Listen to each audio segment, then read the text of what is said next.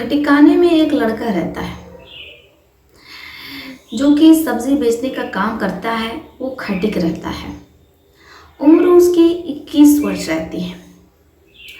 वो अक्सर मुस्लिम मोहल्ले में सब्जी बेचने जाया करता है। अब ऐसे में ही जो राजू रहता है वो एक मुस्लिम मोहल्ले में गया था। शाम का समय हो रहा था, अंधेरा होने वाला था, सब्जी बेच रहा था। तभी सब्जी बेचते हुए उसकी नज़र एक छत पर पड़ जाती है। जैसे ही राजू की नज़र छत पर पड़ती है तो वहाँ वो एक मुस्लिम लड़की को देखता है जो कि अपनी छत पर खड़ी नीचे देख रही होती है।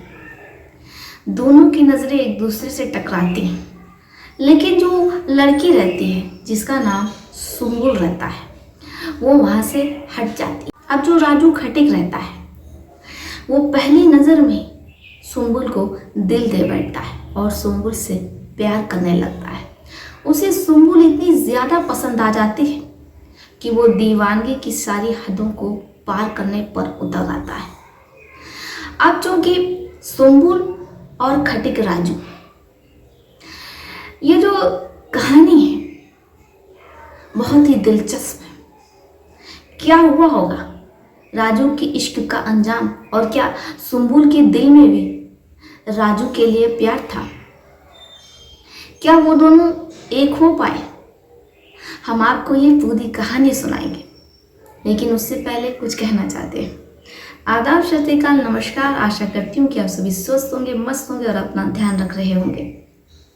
तो चलिए बढ़ते हैं अपनी इस कहानी की ओर। राजू, जिसके पिता का 4 वर्ष पूर्व ही एक कार एक्सीडेंट में देहांत हो जाता है। राजू, जिसकी एक बूढ़ी माँ रहती है, 3 बहनें रहती हैं और 2 छोटे भाई रहते हैं। राजू ही अब अपने परिवार का मुखिया रहता है, करता धरता रहता है। राजू की भी उम्र ज़्यादा नहीं रहती है, 21 वर्ष रहती है, लेकिन उसने अपने परिवार की पूरी जिम्मेदारी अपने सर पर उठा रखी थी। बहनों की शादी की जिम्मेदारी, भाई बहनों को पढ़ाना लिखाना, और राजू ने खुद अपना कॉलेज छोड़ दिया था। उसने सिर्फ 12वीं की और परिवार की जिम्मेदारी, परिवार की देख रेख के लिए उसने कॉलेज जाना बंद कर दिया।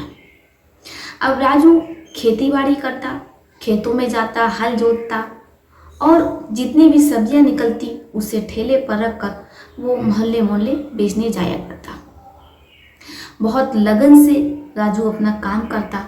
अब ऐसे में उसने अपनी मेहनत के पैसों से बड़े ही धूमधाम से अपनी बहन सावित्री की शादी कर दी।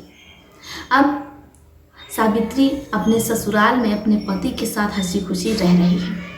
राजू की जिम्मेदारियां कम हुई। अब राजू की सिर्फ 2 बहनें और रह गई। जल्द ही राजू उनकी शादी भी निपटा देगा। रोज की तरह ही राजू सब्जी बेचने एक मुस्लिम मोहल्ले में जाता है। वो अक्सर इस मोहल्ले में जाया करता है, लेकिन आज राजू की नज़र एक घर पर पड़ जाती है, एक छत पर पड़ती है। जैसे ही राजू की नज़र उस छत पर पड़ती है, वहाँ एक लड़की, वो लड़की हल्के पीले रंग का सूट पहने रहती है, सर पर उसके नीले रंग का दुपट्टा होता है। अब जैसे ही राजू की नज़र उस लड़की पर पड़ती है तो राजू उस लड़की की खूबसूरती, उसकी हिरनी जैसी मधोश आंखें वो देखता रह जाता है। अब राजू जो पहली नज़र में उस लड़की को अपना दिल दे बैठता है, वो अपना सब्जी बेच करके जब घर आता है तो ना खाना खाता है, ना ही उसे किसी चीज़ का होश होता है। राजू की मम्मी कहती है कि बेटा खाना गरम कर दिए हैं, हाथ मुंह धो करके खाना खा लो, लेकिन राजू अपने रूम से बाहर ही नहीं निकलता है। अब सुबह हो जाती है, राजू बेचैन हो जाता है कि वो कब उस मोहल्ले में जाएगा और उस लड़की को देखेगा। राजू दोबारा उस मोहल्ले में जाता है सिर्फ उस लड़की को देखने के लिए, लेकिन राजू की बेचैनी और ज़्यादा बढ़ जाती है क्योंकि वो लड़की छत पर नहीं खड़ी थी। अब राजू परेशान, वो उदास मन लिए वापस लौट आता है। फिर शाम होती है, फिर शाम को वो अपनी सब्जी का ठेला उठाता है और उस मोहल्ले में चला जाता है। वो उस लड़की को ढूंढता है, खोजता है, लेकिन वो लड़की कहीं भी नज़र नहीं आती है। राजू बहुत ज़्यादा व्याकुल था बहुत ज़्यादा प्यास थी, बहुत ज़्यादा तड़प थी कि बस एक बार उसका दीदार हो जाए, वो देख ले, उसे सुकून पड़ जाए। तभी वो लड़की राजू के ठेले पर सब्जी लेने आती है। मानो राजू को तो अपनी आंखों पर विश्वास ही नहीं हो रहा था, तो बेकाबू हो जाता है, किसी तरीके से खुद को संभालता है। फिर वो लड़की अपने घर में चली जाती है।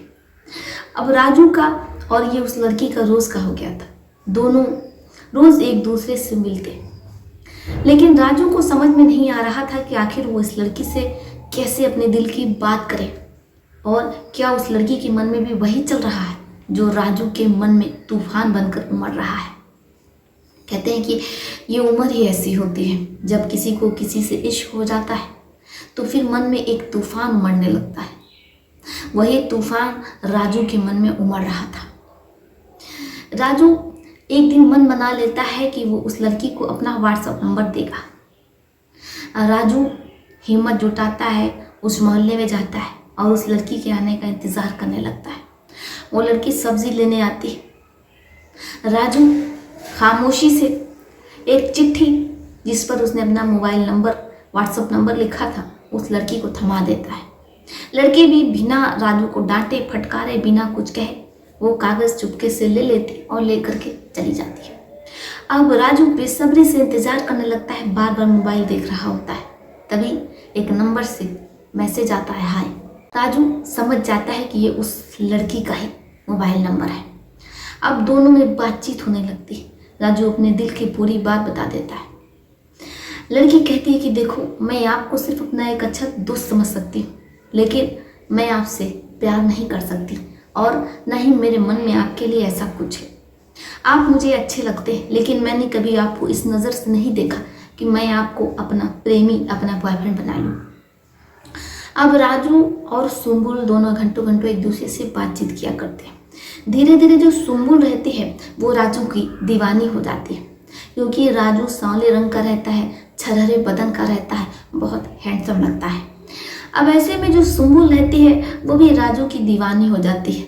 अब धीरे धीरे ये जो दोस्ती रहती है वो प्यार में बदल जाती है। अब दोनों एक दूसरे से बेतहाशा प्यार करने लगते हैं। लेकिन जो राजू रहता है वो शादी करने के लिए सुम्बुल पर दबाव डालने लगता है। सुम्बुल राजू को समझाती और कहती है कि देखो, मेरे घर वाले नहीं मानेंगे और मैं अपने अम्मी अब्बू से तुम्हारे बारे में नहीं बता सकती। राजू बहुत ज़्यादा परेशान होता है। वो कहता है कि ठीक है, मैं तुम्हारे घर पर आकर तुम्हारे अम्मी अब्बू से बात कर लूँगा तुम्हारे लिए, क्योंकि मैं तुम्हारे बिना जी नहीं सकता, मैं तुम्हें बहुत चाहता। सुम्बुल जब ये सुनती है तो राजू से कहती है कि अगर तुम मेरे घर पर आओगे, मेरे अम्मी अब्बू से बात करोगे, तो फिर वो लोग मेरा मोबाइल भी छीन लेंगे। राजू बहुत ज़्यादा परेशान रहने लगता है, बेताब हो जाता है। जब तक जिस इंसान से हम प्यार नहीं करते हैं, उस इंसान से जब तक हमारी सारी आशाएं नहीं पूरी हो जाती हैं, तब तक हमारे मन में ये बेताबी भरी रहती है, व्याकुलता बनी रहती है। बाकी आप समझदार हैं, समझ सकते हैं। अब इधर जो राजू रहता है वो बहुत ज़्यादा बेताब रहता है। वो सुम्बुल के मना करने के बावजूद भी सुम्बुल के घर पहुंच जाता है और पूरी बात बता देता है। अब जैसे ही परिवार ये सुनता है तो बहुत ज़्यादा गुस्से में हो जाता है। वो राजू को उस वक्त तो वहाँ से जाने के लिए कहता है, वहाँ से भगा देता है। अब राजू अपने घर आ जाता है। वो बार बार सुम्बुल को फ़ोन लगा रहा होता है, लेकिन सुम्बुल के मोबाइल पर फ़ोन ही नहीं लगता है। ऐसे ही 2 से 3 दिन हो जाता है। वो हर दिन सब्ज़ी बेचने जाता है, लेकिन अब सुम्बुल ना तो छत पर आती है, ना ही उससे सब्ज़ी लेने आती है। उसे कुछ समझ में नहीं आ रहा होता है कि वो करे तो क्या करे। रो रो करके राजू का बुरा हाल हो रहा होता है, लेकिन कुछ भी सुम्बुल के बारे में पता नहीं चल रहा होता कि आखिर सुम्बुल क्या बात है, वो उससे बात क्यों नहीं कर रही है। तभी जो राजू रहता है वो सुम्बुल की एक दोस्त रहती है यास्मीन, वो यास्मीन को फ़ोन करता है, पूरी बात बता देता है। जब यास्मीन ये सुनती है, चूँकि वो भी राजू और सुम्बुल के ही उम्र की रहती है, वो राजू को आश्वासन देती है कि ठीक है राजू, मैं तुम्हारी पूरी मदद करूँगी और मैं जा रही हूँ, मैं सुम्बुल से बात ज़रूर करवाऊँगी। अब जो यास्मीन रहती है वो सुम्बुल के घर जाती है। सुम्बुल के अम्मी अब्बू उसके परिवार से पूछती है कि सुम्बुल कहाँ है। तो जो उसके अम्मी अब्बू रहते हैं कहते हैं कि सुम्बुल को हमने तो बॉम्बे भेज दिया है।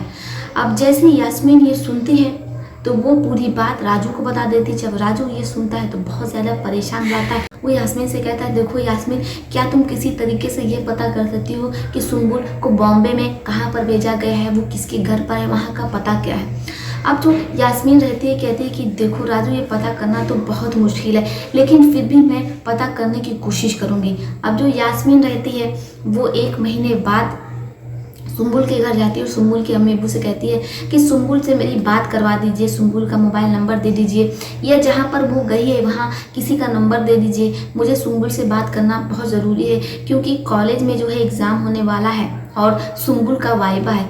ऐसे में अगर सुम्बुल एग्ज़ाम नहीं देगी या वाइवा नहीं देगी तो फिर वो फेल हो जाएगी, मेरा बात करना बहुत ज़रूरी है। अब जो सुम्बुल के अम्मी अब्बू रहते हैं, चूँकि जो यास्मीन रहती है वो भी मोहल्ले की ही रहने वाली रहती है, वो उस पर भरोसा कर लेते हैं और भरोसा करके वो सुम्बुल का मोबाइल नंबर दे देते हैं। अब जैसे यास्मीन को सुम्बुल का मोबाइल नंबर मिलता है वो राजू को दे देती है। राजू सुम्बुल को फ़ोन लगाता है और जैसे ही वो इतने दिनों बाद सुम्बुल की आवाज़ सुनता है तो फुट फुट करके रोने लगता है। सुम्बुल भी बेतहाशा रोने लगती है। वो राजू को समझाती है कि वो रोए नहीं, अगर वो मिलना चाहता है, वो इतना बेताब है, तो वो उससे मिलने आ सकता है, वो उसे पता देगी। अब राजू सीधे ट्रेन पकड़ता है और बॉम्बे पहुंच जाता है। अब इतने दिनों बाद जब दो प्रेमी एक दूसरे के साथ मिलते हैं तो दोनों गले लग करके बेतहाशा तड़प तड़प करके रोने लगते हैं। अब इसके बाद जो राजू रहता है वो बॉम्बे में सुम्बुल के साथ रहने लगता है। जब ये बात सुम्बुल के माता पिता को पता चलती है तो वो बॉम्बे पहुंच जाते हैं और सुम्बुल और राजू से काफ़ी ज़्यादा उन लोगों की कहासुनी हो जाती है। राजू जो कि जिद पर अड़ जाता है और कहता है कि हम सुम्बुल से प्यार करते हैं और हमने सुम्बुल से कोर्ट मैरिज भी कर ली है, लव मैरिज कर ली है। अब जो पुलिस वाले रहते हैं वो भी सुम्बुल के अम्मी अब्बू को समझाते हैं कि देखिए आपकी लड़की बालिग है, आपकी लड़की समझदार है और उसने जो फैसला लिया है जीवन साथी चुनने का, उसने अपनी मर्जी से लिया है, इसमें आप कुछ नहीं कर सकते हैं। अब जो सुम्बुल के माता पिता रहते हैं पुलिस वाले भी काफ़ी समझाते हैं। इसके बाद उन्हें भी बात समझ में आ जाती है। सुम्बुल और राजू अपने परिवार के साथ, जो सुम्बुल के अम्मी अब्बू रहते हैं, राजू के सास ससुर, अब चूंकि सुम्बुल का यहाँ एग्ज़ाम होने वाला था गांव में, वो सभी हंसी खुशी गांव आते हैं। सुम्बुल अपना एग्ज़ाम देती है और फिर उसके बाद वो राजू के साथ बॉम्बे चली जाती है। अब राजू अपने पूरे परिवार को भी बॉम्बे बुला लेता है। सुम्बुल, राजू और उसका पूरा परिवार हंसी खुशी बॉम्बे में ही रह रहे हैं। दो प्यार करने वालों की अमर कहानी आपको कैसी लगी, आप अपने पे राय कमेंट बॉक्स में लिख सकते हैं। तो चलिए फिर चलते हैं, मिलते हैं आपसे किसी और कहानी में। तब तक के लिए आप अपने परिवार का ध्यान रखिए, सतर्क रहिए, सुरक्षित रहिए।